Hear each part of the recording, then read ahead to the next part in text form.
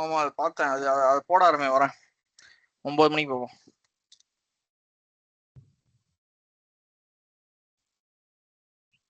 Hi Karthi. Good evening.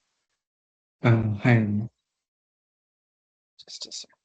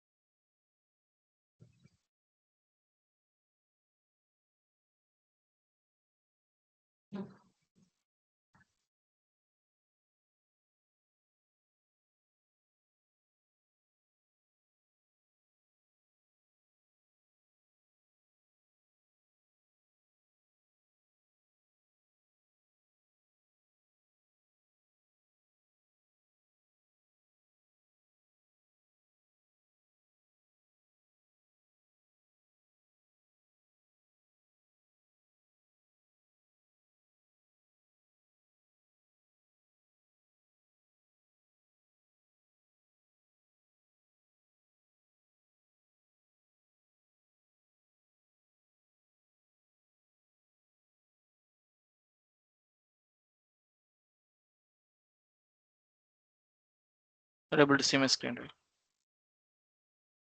Yes, I'm able to see.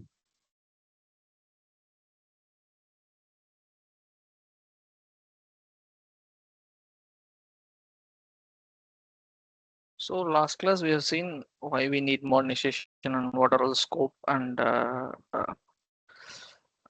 these things.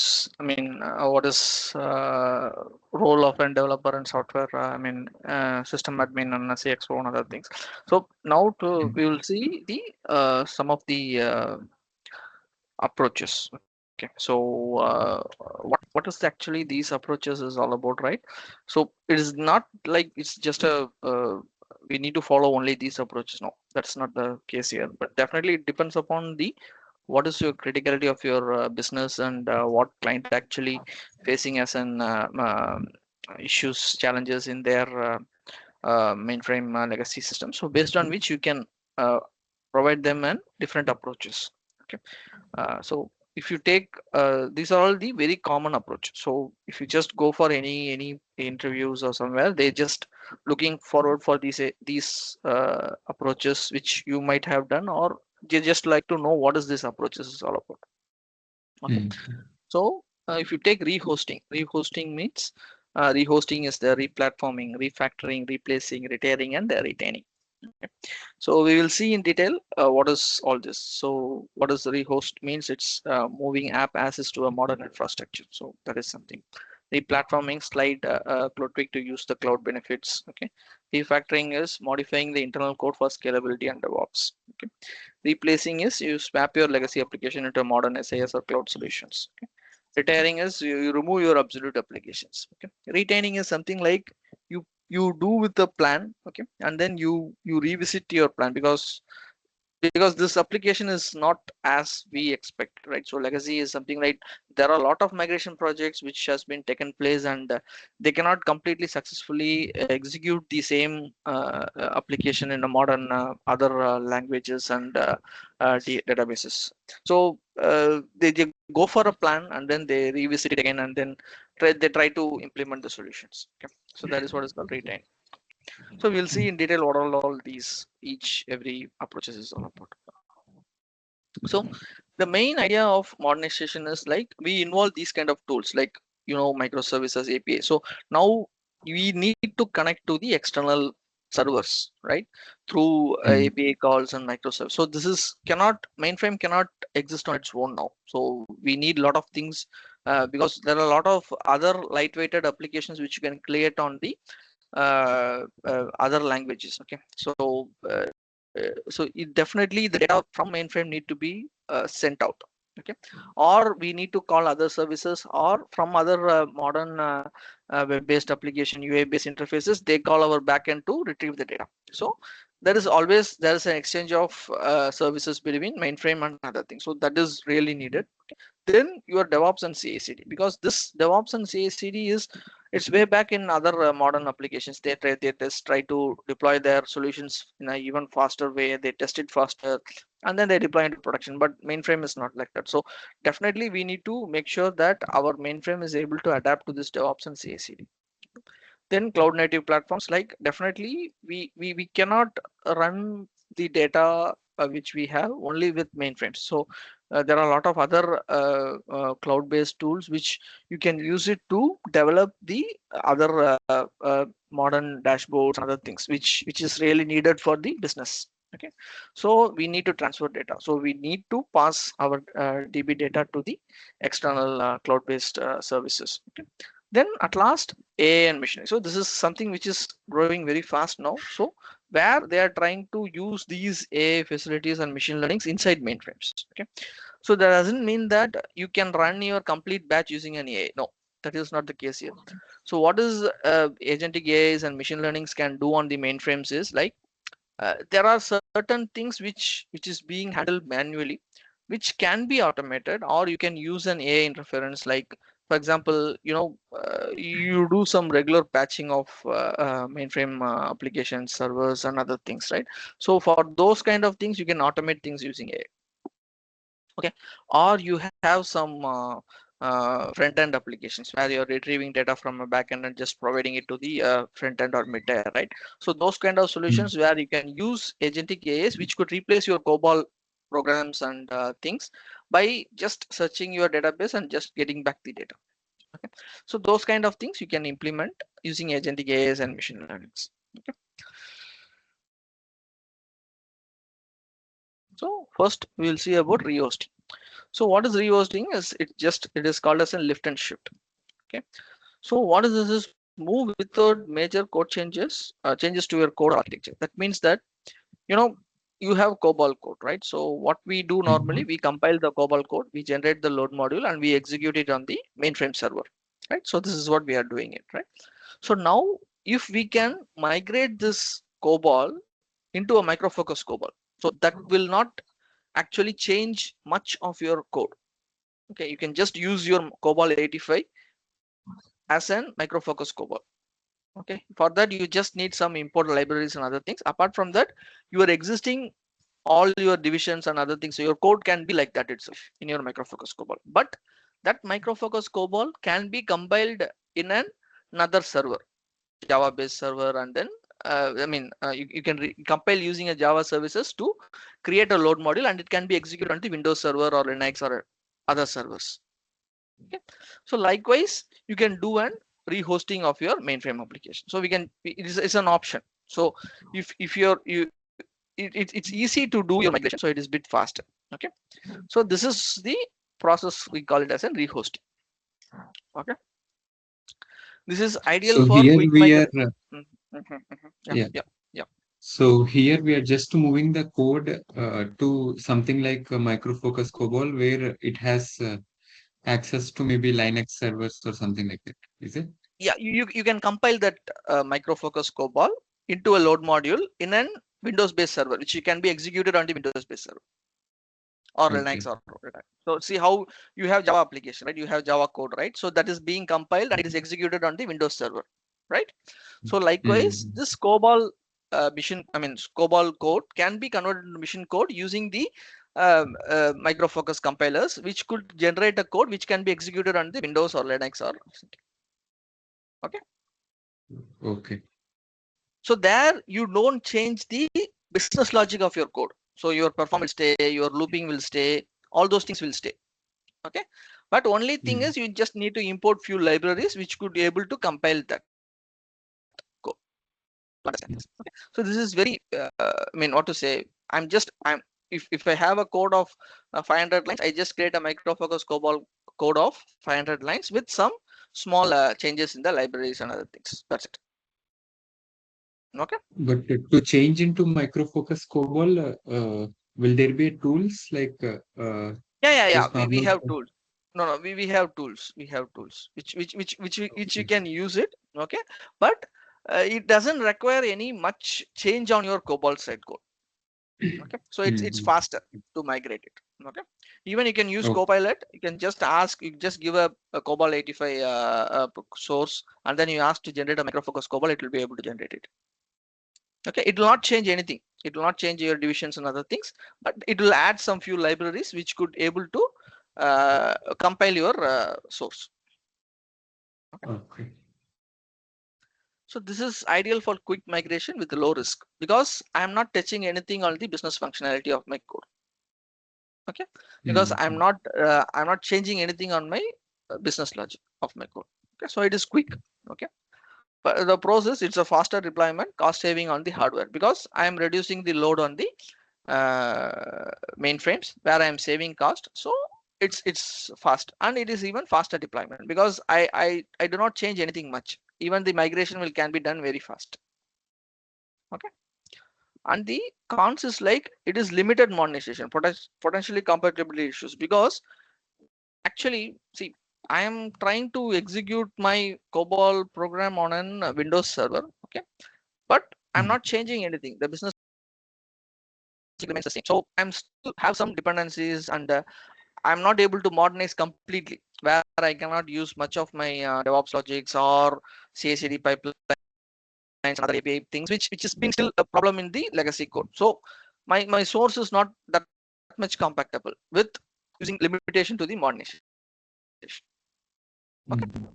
so that's Yeah. the problem. Okay, so this is best when suitable if more important than flexible. So what they are trying to do is, if my application is not much critical or it's not having much of load, where I just try to do this so that I can reduce some cost on my mainframes. Okay, then this can be done. Okay, Okay. next is replatforming.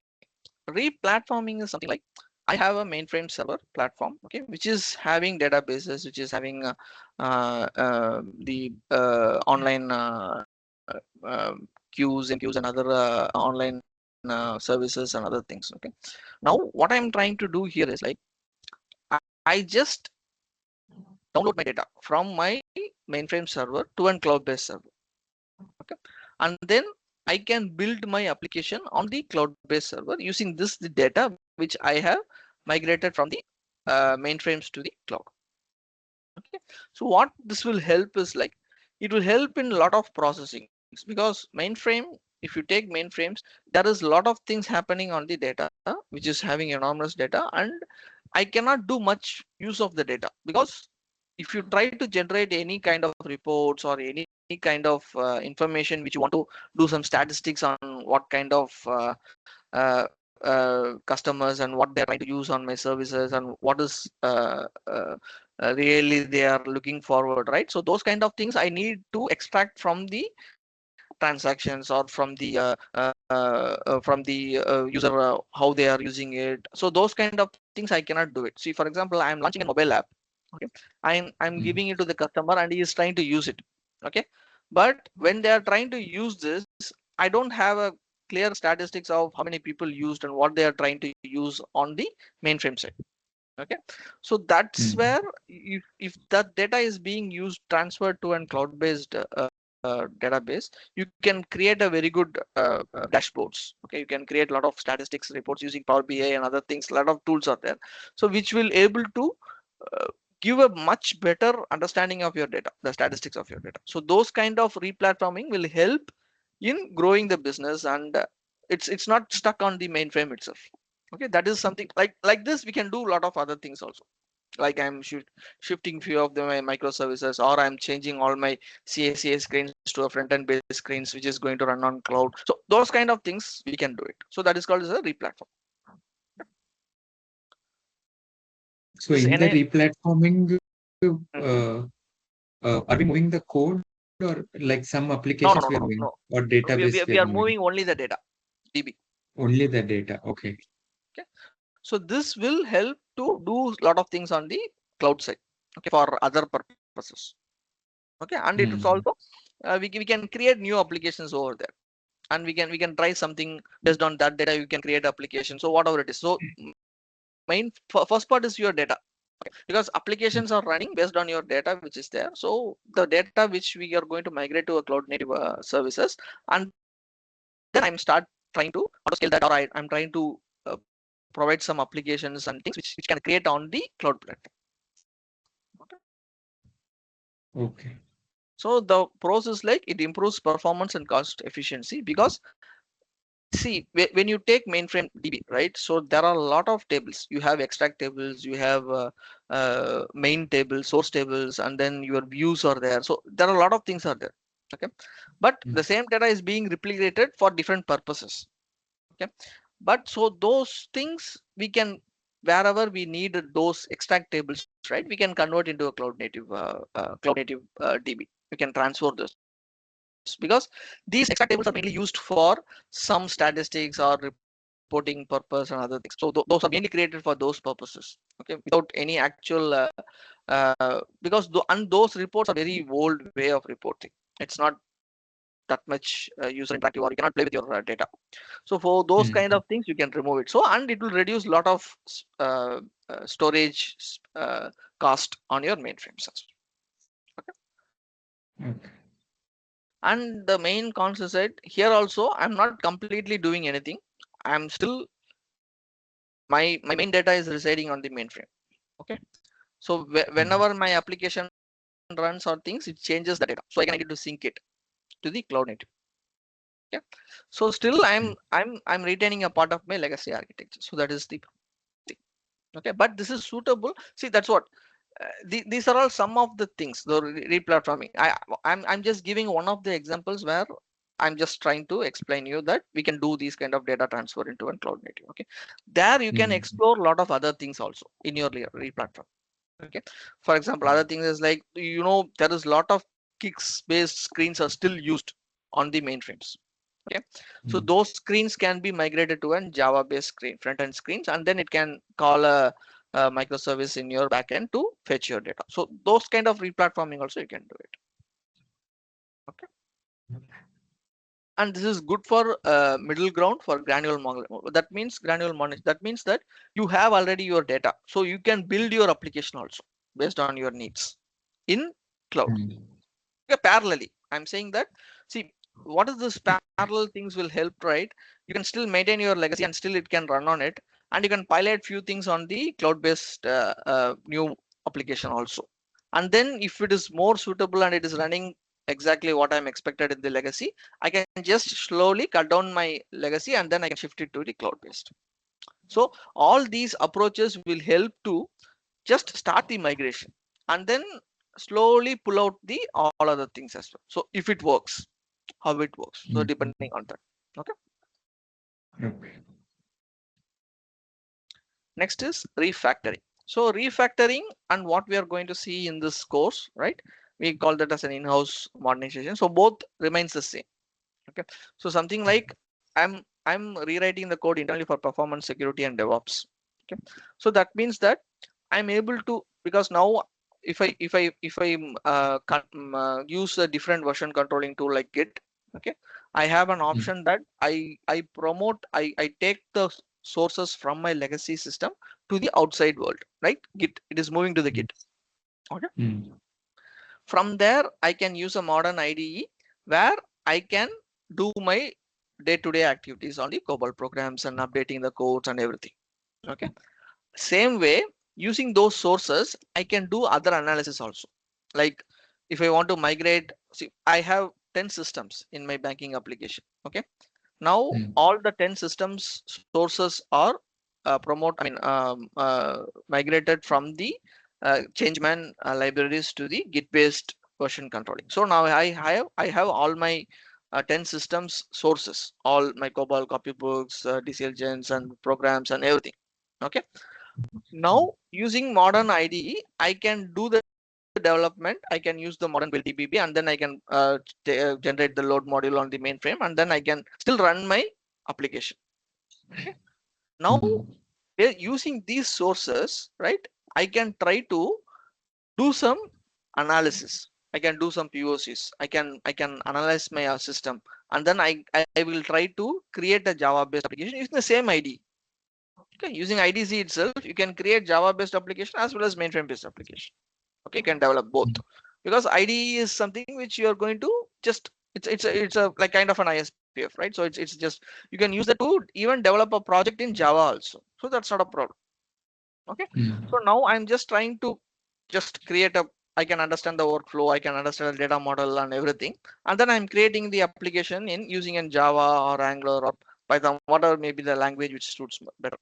Okay, now I parallelly able to develop things on my COBOL, as well as I'm trying to migrate that application to a new application as well. Okay, so now I can pilot things here. Okay, I can cross test it, I can do everything, and if my final product, final development on my Java is working successfully, then I can switch the application from the uh, mainframes to the other application. Okay, mm, as well as I can even now, this is one of my cases in refactoring. Other cases, I I keep my mainframe part. I have my mainframe. Let my jobs runs. Okay, but I want other things to be done via modern things. Like I use DevOps, I use faster build, agility. I will improve it, and I use modern IDEs, other things. So that is also is called as a refactor. mm. Okay. Okay. So keep the existing functionality, add CI/CD compatibilities and other things. Okay, so now my project, I am using CI/CD. I'm using the pipeline builds and everything, and then I promote my code to the mainframe, and then it is being deployed to the baseline and it is executing. So still my mainframe is existing, but the way I'm going to develop and the way I'm going to work, it's all doing through IDZ with Git. Okay. Mm, So this is okay. a process, like it's a future proof, low maintenance, improved agility. Everything is very much, and I am doing very slow. Okay, so I'm not going to completely have some impact on my legacy on the business. Okay, but only cons here is time and skill incentive. Okay, so that's your problem, Mm, because it takes time, but still it's definitely a future proof. So you can migrate it, or you keep your mainframe and you do everything in a more modern way. So that's the thing. Okay, this is ideal for scalable long-term modernization. Okay, so in this course we will see predominantly about the refactoring, and this is what is predominant clients also looking forward. They don't want to just push my application into a cloud based or anything which I can do it, and then there is no use cases which is relevant. But this use case, we have a lot of use cases. Even my client, they are using the same process. Okay, mm, mm. Okay. next is replacing is completely like, see, I have a product, okay, which can replace my existing application, right? Mm, mm, And that product is running on the cloud native app. Okay, then that is something which you mm. call as just you just pass your data from your mainframe to it, and then you scratch your legacy and you start using your cloud native application. So that's it. So that is called completely replacing. Okay, Okay. so this is suitable for high depth or outdated systems. Like my legacy system, it's still, because if I have a product, okay, that is very important. So my business, I'm doing it, I'm running a healthcare industry, or I'm doing a retail banking or whatever it is. Okay, I can run the same business using this modern cloud native application, then I can just switch it. Okay, otherwise Mm, it's mm. difficult. Okay, so my at least 80 to 90% of my current application should match with the application which is I'm going to switch. Okay, Okay. then I can do it. Then definitely we need some modification, other things that we can do it, but at least it should be 80 to 90%. Okay, Mm, this is very instant modernization and scalability. So here it's very fast. So you're just going to just switch your application. That's it, and you reduce a lot of cost on the mainframe maintenance and other things. But the main problem is, the application, maybe see that there could have been some persons who have been working on this application for quite some time. They know the in and out of the business which is running on that application, right?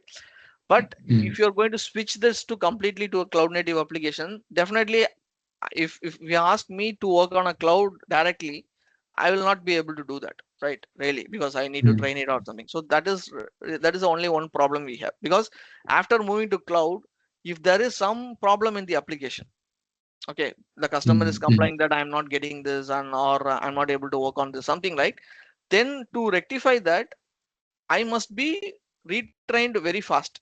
So only I can go and check the cloud Java based application or Python based application to fix the problem, and then I can address the issue, right? So that mm, is where this mm. problem is there. Even business, not only on the code level, on the business level also, we need to understand things. I can replace the mainframe resource with the Java resource because he knows what is the problem there.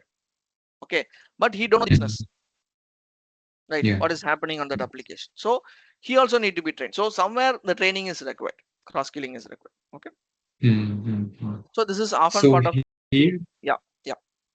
so here, with some tool that full the code or application full system will be converted into some SaaS or cloud-based application. I mean, not a tool. I'm not talking about tool. There is an existing application, okay, which is running on the cloud, okay, which is similar to what is running on the mainframe. I'm not, Okay. I'm not, Okay. I'm not using tool. I'm not migrating my COBOL source. No. See, I Mm, have, okay. for example, you have a, for example, I'm just giving an example. Previously the reservation systems were there in India, right?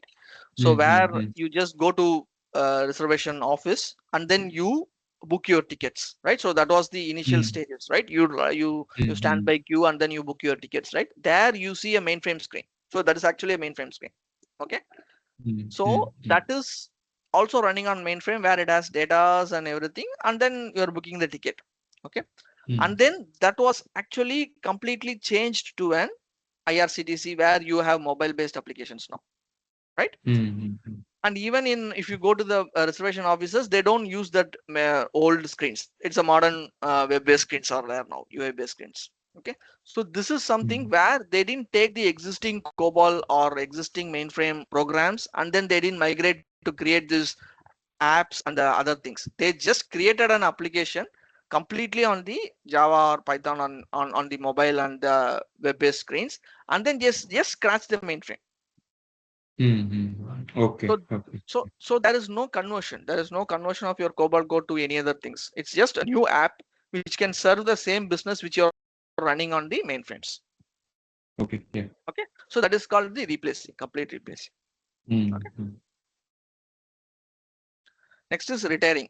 So retiring is also one of the ways where you can completely reduce your cost, because even before we have seen that there are a lot of codes, lot of programs, lot of tables which is being there, and no one is checking that, or it's been there for quite some time. So you can easily demolish them, you can easily decommission them.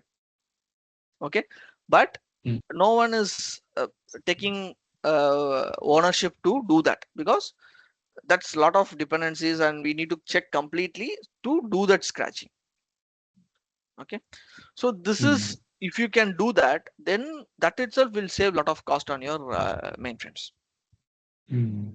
Okay, so that Okay. is what is called as a retiring, decommissioning application no longer needed. So you just go and rectify those things. Even sources, right? Even if you take programs, there are a lot of functions and which is never used, but still the source is there, which I'm not scratching Mm, it actually. So mm, those things you can, but you need to do some analysis on that. So if you have some good analysis tools, then that will be helpful. Okay, and you can mm, reduce a lot of time and it will just free up a lot of your IT budget and resources. So that's for sure. mm, Okay, but only thing is, right, you need careful dependency check. You need to check it, because if I just do some scratch, but that is being used in some other application which we didn't missed it, right, then there will be a lot of issues in production, right? So you must make sure that whatever you are scratching is not being used, or it is never called upon by any other applications or systems. Okay, so this is okay. ideal for redundant or absolute application. So you go through them. Okay, so if you just go to a client and then if you can do it this enough, because this is also time consuming. Okay, because you need to do your impact analysis manually. Okay, but if you have some tools, like you will see it in the course, we have some tool called ADDA, so which could able to completely do this dead code analysis, can be done in a much faster way using this ADDA mm, tool. Okay, so mm, that will help you to reduce a lot of cost. mm. Okay. Next is retaining. So revisit. So this is something like you keep the application as is due to business or compliance reasons. Temporary strategy before future modernization. Okay.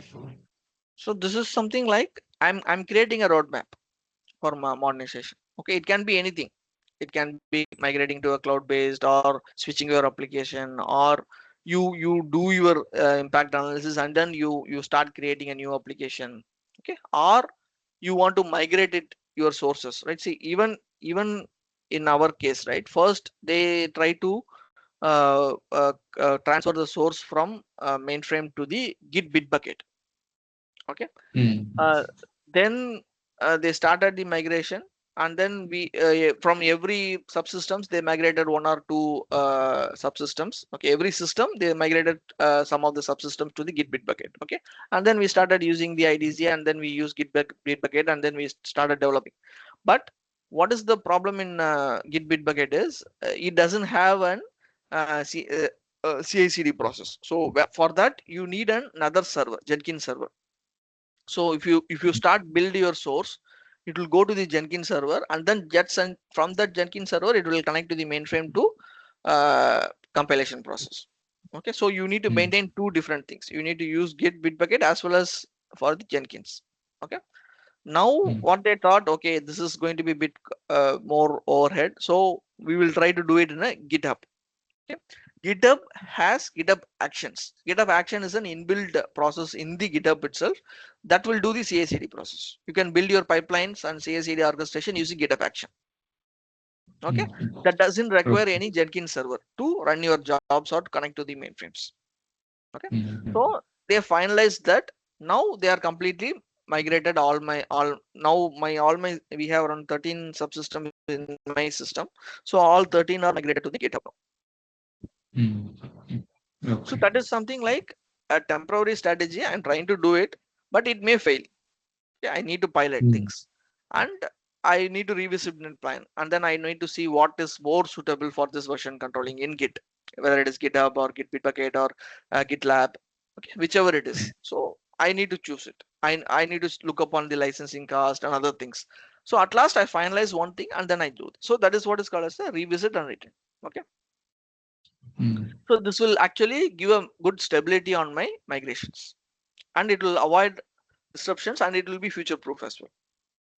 Okay. mm, And the cons here is like it may lead to technical debt, because I'm investing for few things, right? I have done something on the Git bucket first, right? I have spent some time. So that is obvious, but it's one of the things which I can make it more future proof. Okay. Suitable for mm, application with low change values and other things.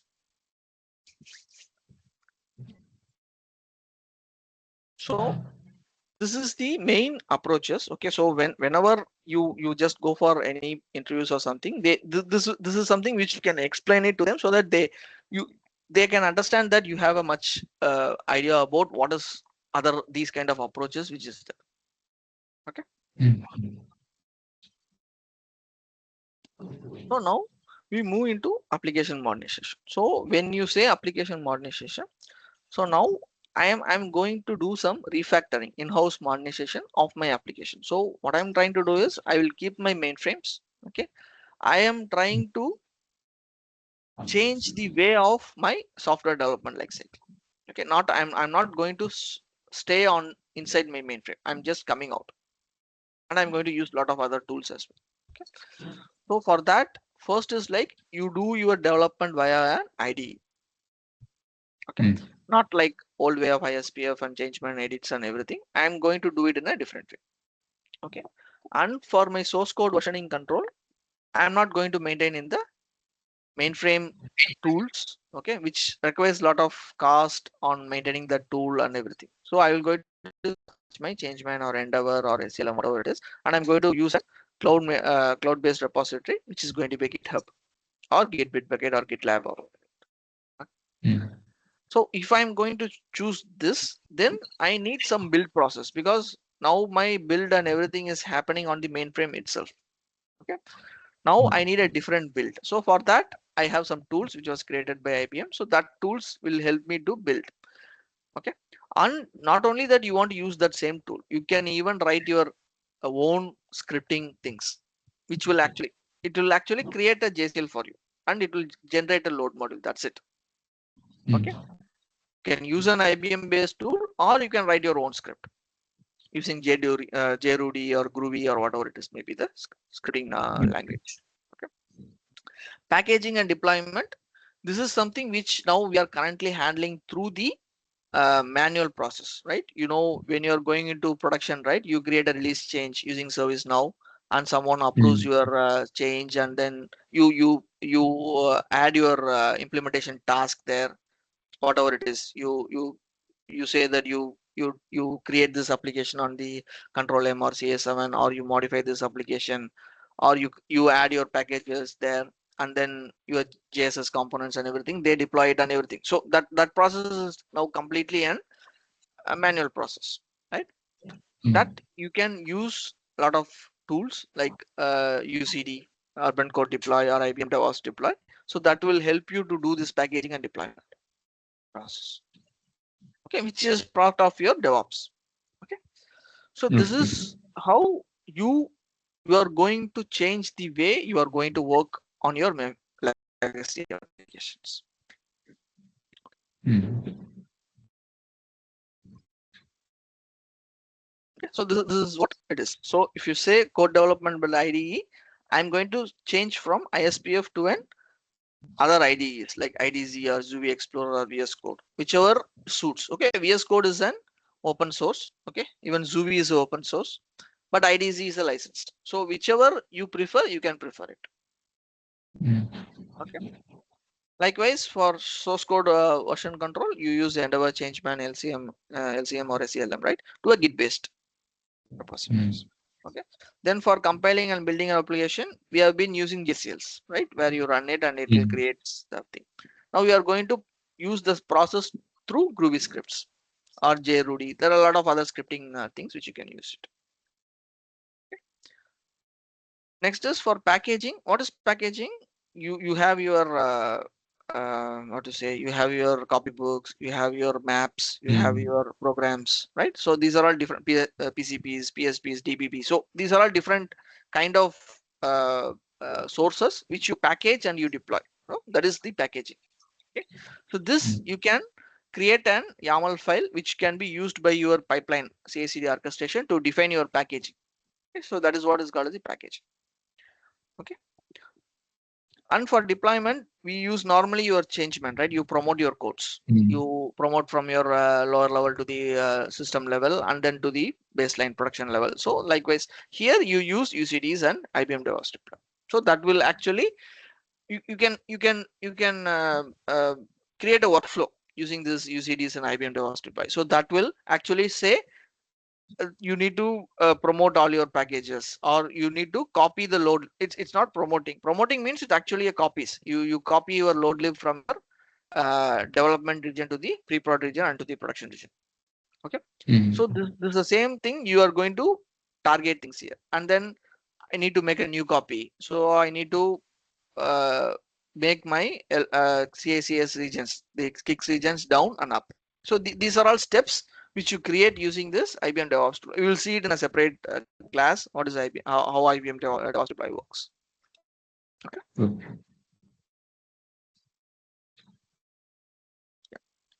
So see when we are going to work with this kind of modernization, right? So definitely we Mm, have a lot of prerequisites which we need to install on your client side as well as on your Unix side of your mainframe as well as on your uh, mainframe server. Okay, mm, so that then only you can integrate with all these Git with your DBB and other things. Okay, so if you take the mainframe installs, you need to install Git client, DBB tool, Guild, and Groovy samples. So that will be deployed on your USS server. Okay, Unix servers. And then you have your distribution involved where you install your DBB server on your Unix. Okay. Then the Jenkins, which you need it for your CI/CD, or you can use Git. Okay. And then the DBB integration will integrate with your mainframe and your client, which is going to be on your Git. Okay.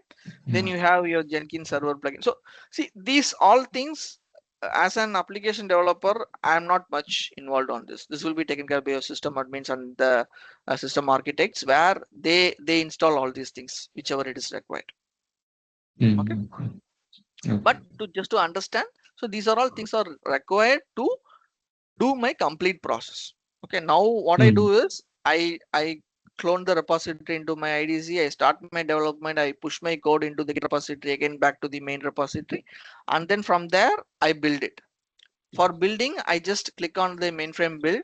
So that will actually generate the load lid on my mainframes. So this is happening on the background. As an application developer, I does this.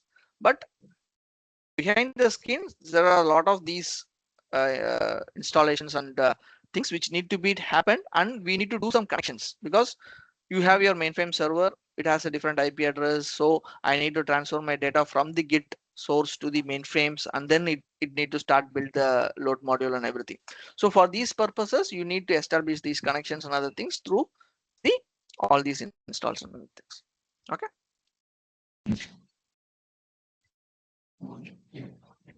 So we know DevOps. DevOps is a process, okay, so which is development plus operations. Okay, so that is DevOps. So what is Z DevOps is you are going to implement the DevOps operations on Z server. Okay, that is what is called as Z DevOps. Okay, so for this, the main process is the orchestration steps.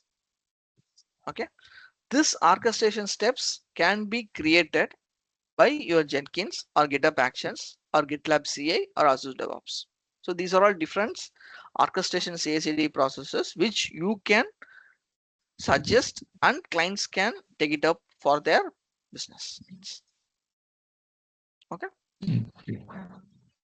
And if you take the complete life cycle, right? So from analysis to deployment, we have different modern tools, okay, which you can use it based on your client's requirement.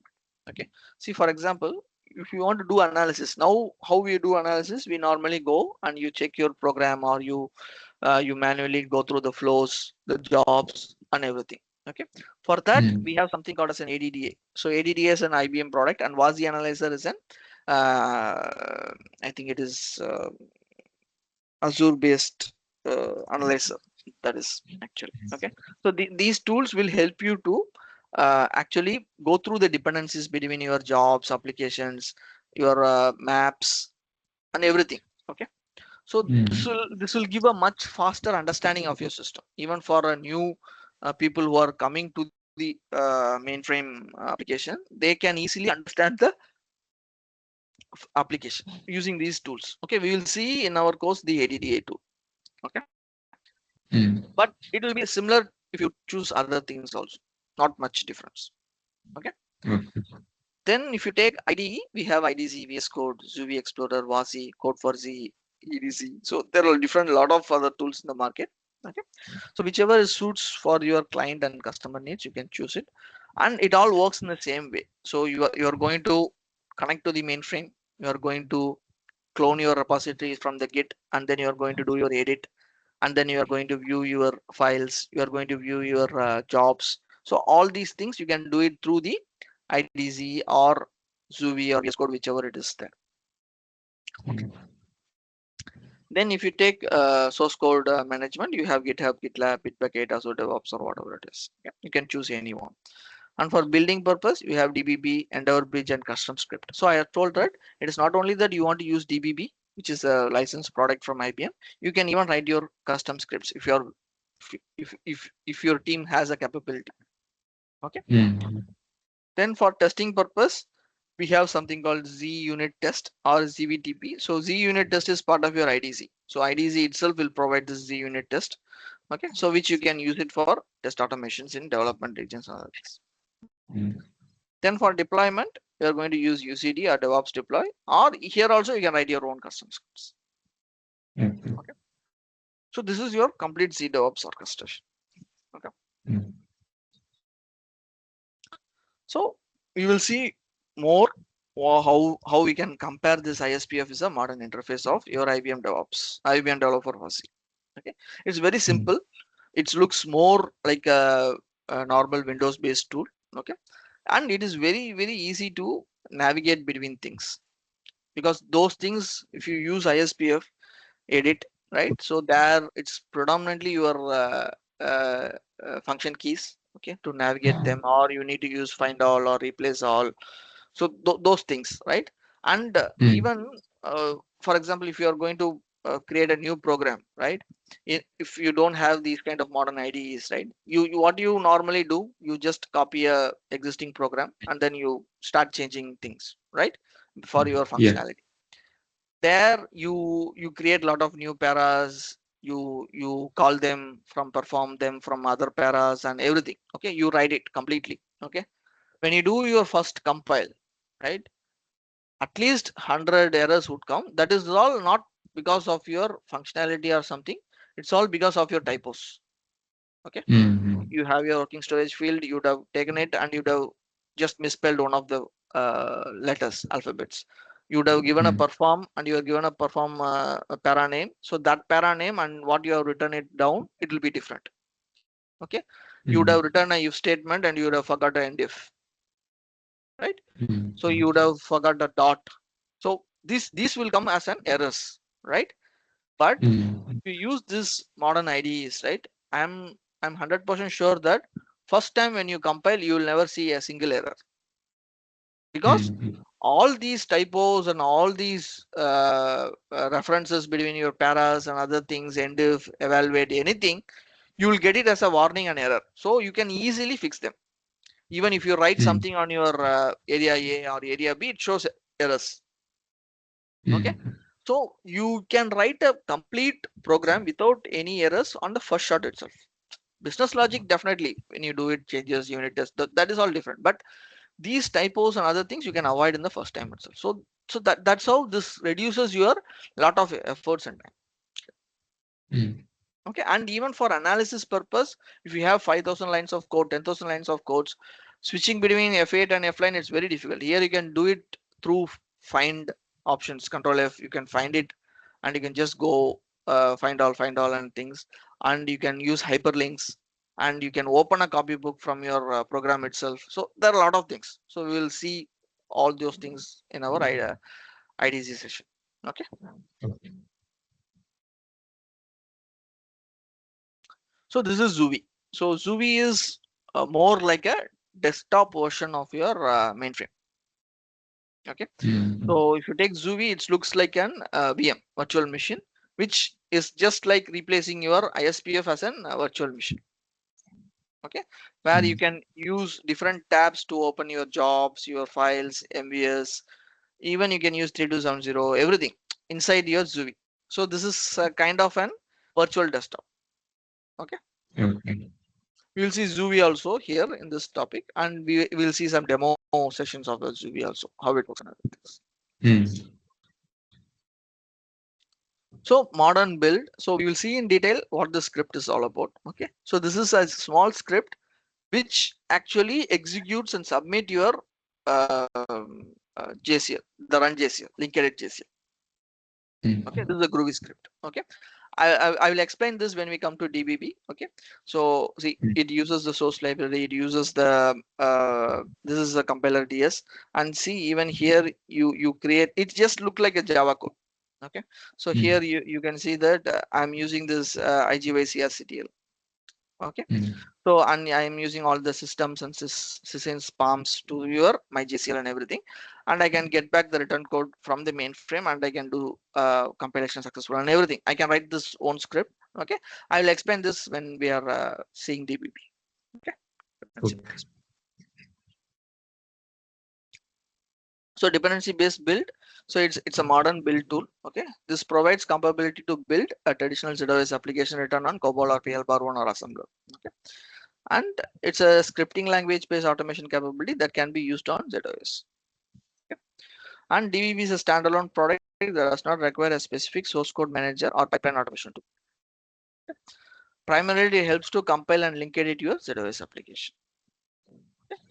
So this is predominantly they came up with how we can run your build outside mainframe. That's the main mm, idea about this. mm, So we will see all this. Okay. I think. So see why this is all happening, right? So this is increasing momentum there of hybrid clouds. So there is a lot of things around the globe where uh, every company is trying to what need to be done on these legacy applications. Okay, so it's very far. So slowly they are trying to do things. Okay, but mm, every company they are moving step by step. They cannot do it in a very faster way, but there are things which they migrated and they failed it, as well as they succeeded it in few cases, but it's all happening. Okay, mm, that's a main thing. So next is like now even the migration modernization can happen on the ZOS itself using this AI. Okay, so that is IBM's proposal. Okay, so which is something like IBM, they are coming up with the servers which could help you to add AI on your ZOS itself. Okay, so like how we upgrade our Android systems for mobile Apple iOS, right? We upgrade them, right? There are a lot of features newly added which help them to address your battery issues and other mm, apps mm, and everything. Yeah, so that same way IBM is coming up with like I am giving you a server which is already inbuilt with the capability of your AI. Okay, mm, using this you can modernize your mainframe application. You can use modern APIs to connect to your mainframe, and it is very secured, and you can open up your mainframes. So that is the main idea about this, and you can do a lot of automations on your mainframe server. Okay, so that is what is they are trying to do it. Okay, so why mainframe monetization with AI? So this is a data centric platform. Okay, so this looks it take cares of your complete system in one point. Okay, so mm, that is very important, and it is has some real-time decisioning. Okay, that means I can, without a manual intervention, I can monitor your system. Okay, mm, and I create alerts if there is issues. Okay, I can do a lot of things. I can trigger some things. I can balance my load.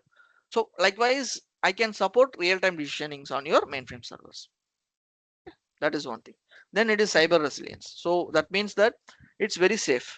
Okay, quantum safe, because now I am exposing my mainframe data. Okay, so that is where I need to be very secure that there is no data breach. mm, Okay, so that also will be taken care by my AI systems inferences. Okay, so this is being, because this is they are saying it, still it is not in place. Okay, but mm, they are saying that this will help it. So definitely when we implement things there will be a lot of issues and other things which need to be addressed, but still they are providing a way of monitoring using AI. mm, So this is your AI ready hardware and OS. Okay, Z17 with Teleum 2 and Spire. So this is a built-in acceleration for AI and machine learning. Okay, it has an OS of 3.1, which is AI enhanced WLM and system tuning.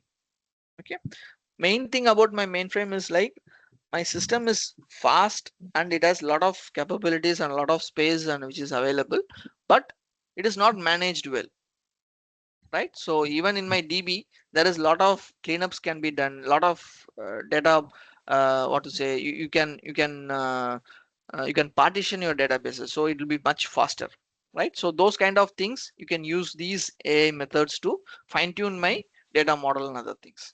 Okay, mm, and even here my mainframe is going to support Python and other things. So that's what they're saying, you can develop code on Python and it can be compiled and processed on the IBM mainframe. So that is where now they are.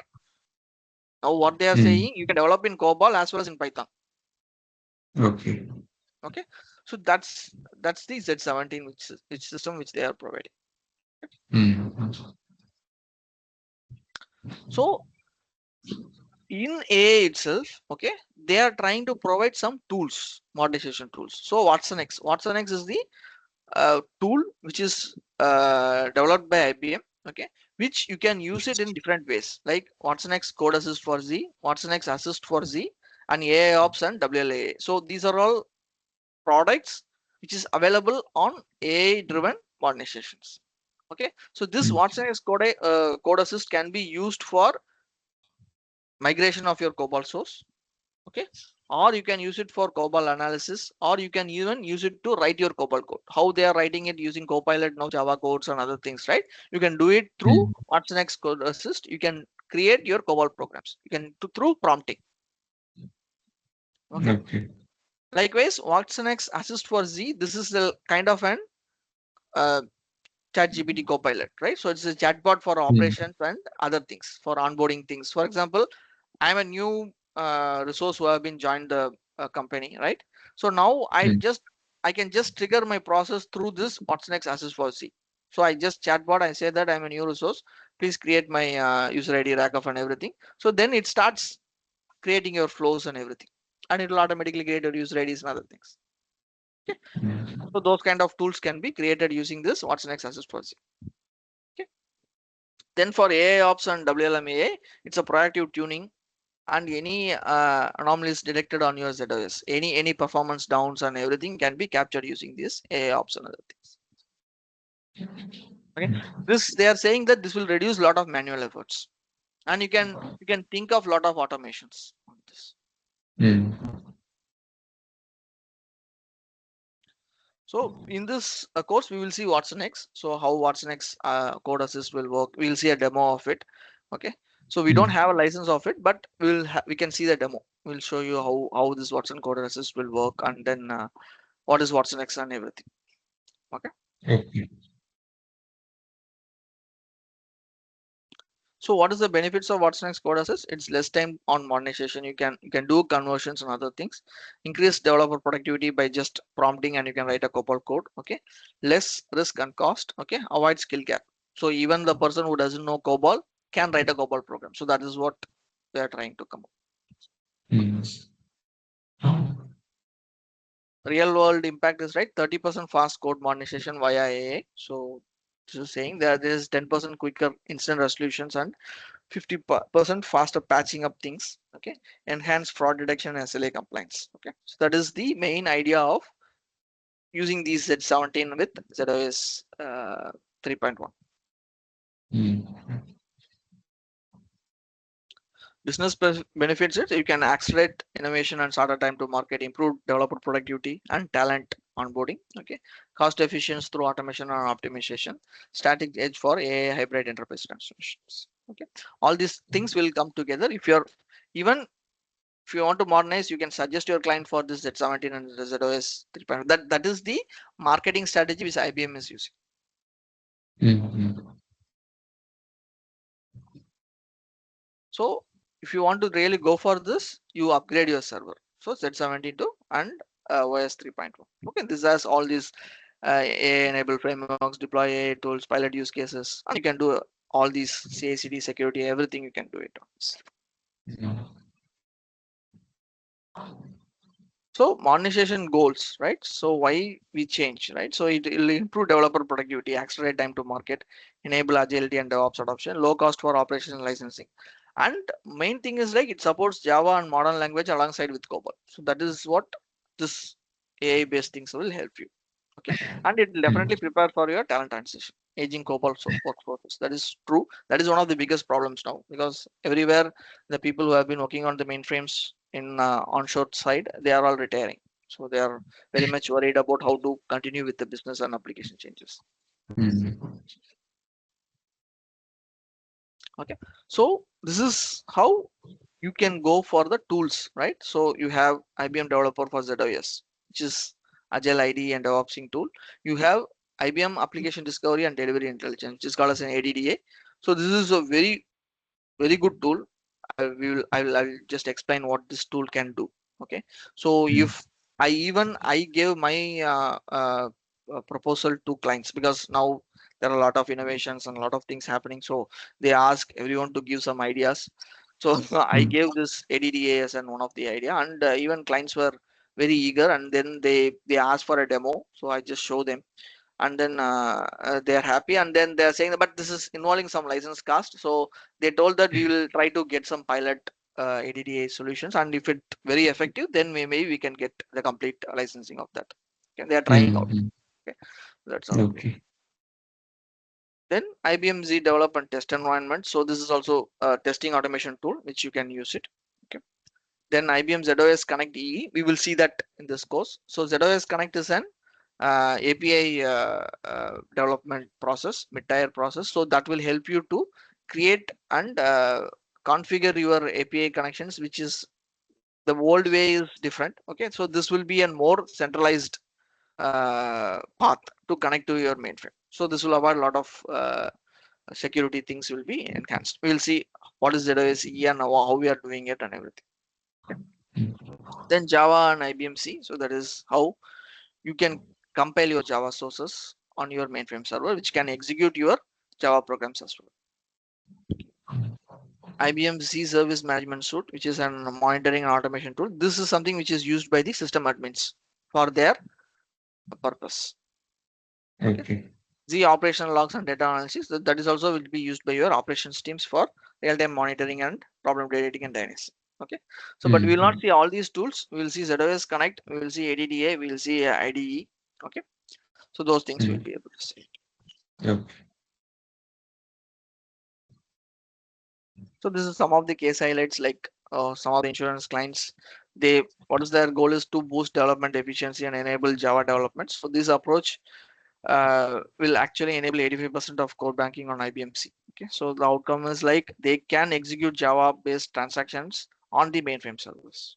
Okay, so this is Mm-hmm. benefit, like it's combined COBOL stability with Java flexibility. So this is one of the financial clients where they reduce the dependency on aging COBOL expertise by using IBM ATDA. Okay. Mm-hmm. So this will result definitely when we study about this ADT, you will surprised like how much I don't know how they created this tool itself. So that itself is Mm-hmm. somewhat I actually when I learned about this ADDA tool, I was very much surprised that this will actually reduce a lot of your efforts. Okay, Mm-hmm. I will see that. So this is very good tool. Okay? And this benefits your agile delivery and new delivery services, digital services and everything. Okay. Next is this is something where State Farms and Granite BBVA they implemented DevOps in action. Okay, this is something like this is what my client has done now. So they completely standardize the modern DevOps across enterprise platform. Like they use Git, they use IDZ and dependency based build for building and other things. Okay, they say Mm-hmm. that this actually reduce a lot of bugs really, because when you code you really miss a lot of things, so that can be avoided using these IDEs and things and analysis things. So if to summarize this, so modernization, this is what is main approach. So when you apply for something or when you speak about modernization, so this is the complete part. Okay, so Mm-hmm. you can accelerate modernization, you can improve DevOps, low software costs, attract modern talent and ensure resilience. So that doesn't mean that the first point is like modernization I come out of mainframe to a cloud base, so that is not the case. So there are a lot of approaches, a lot of things which based on each and every client you need to do it. Okay, some may ask for tools like ZOS Connect, some may ask for Zuvi, some may ask for IDZ. Okay, but it's all related. Okay, so that doesn't mean that Mm-hmm. I don't know Zuvi, I work only with IDC. But if I get any other opportunity, Zuvi working with the Zuvi is not a problem. But how I am going to connect with mainframe and how I am doing my development, how I am building, so that is the matter. Okay, tools Mm-hmm. we can learn, but the process we need to understand. Mm-hmm. So these are all some of the uh, online things which you can refer, and you can do your self-based things also. Okay. I think you got your access to LMS. Yeah, LMS I got access. Yeah, you just log in and you will see all these PPTs here. Okay, so you can Okay. view them. You can even try to look into them. Okay, Mm. Yeah. okay, fine. So we will complete. We'll wind up here. Okay. Yeah. We'll from you got your IDZ installed and other things. Yeah. IDZ is installed in my system. Yeah. Okay. Okay. You got your mainframe rack of ID and password, right? Yeah. Correct. I have got those also. Right. So from next class we'll start with IDC. Okay. Okay. On Okay. Wednesday we'll Yeah. connect. Wednesday. Right. Okay. Fine. Yeah. Okay. Good. Yeah. Right. Thank you. Thank you. Yeah. Thank you. Bye.